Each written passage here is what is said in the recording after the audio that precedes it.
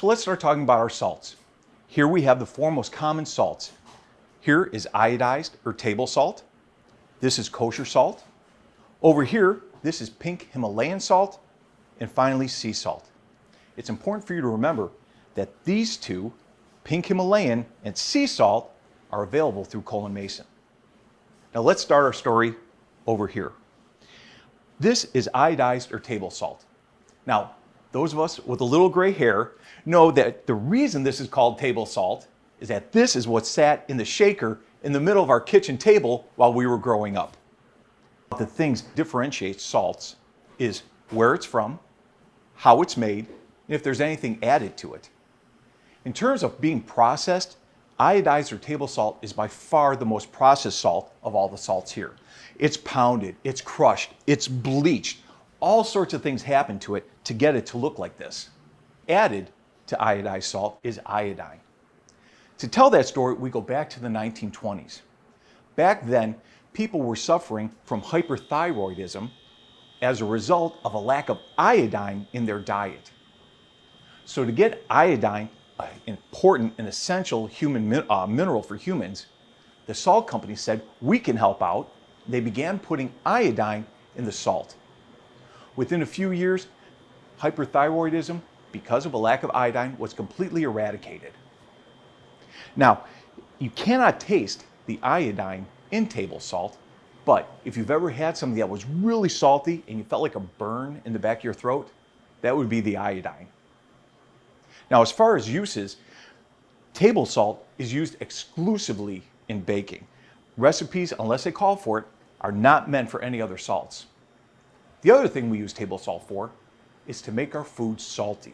When you think of salty French fries or potato chips, they're salty because this is the kind of salt they use.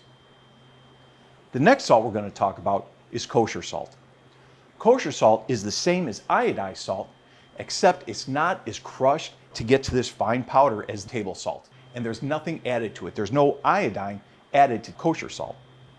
Because of that, people feel that kosher salt has a very clean and pure salt taste. One of the ways we use this is to season our food during the cooking process. Because these crystals are so large, they're very easy to sprinkle into our food to season before and during cooking. Now this over here is Himalayan salt. And just like the name would suggest, it comes from Pakistan. There's huge salt mines there. They break off the salt, crush it down, stick it in a bottle, and send it out to us. This is actually one of the most pure forms of salt there is. And because of that, a lot of people feel there's a lot of health benefits to using Himalayan salt.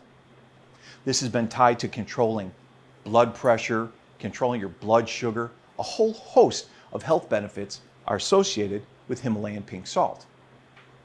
If you've ever been to someone's house and you see a block of it sitting on a table, that's because Himalayan salt will purify the air around it.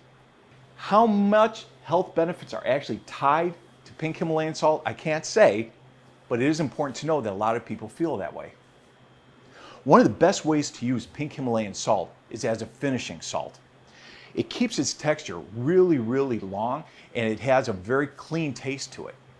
So let's say you're bringing some brownies to a potluck or you're going to a holiday event. You would use this as a finishing salt to put it right on top. It'll give it a nice color and it'll keep its texture for a long time and it won't melt into the chocolate.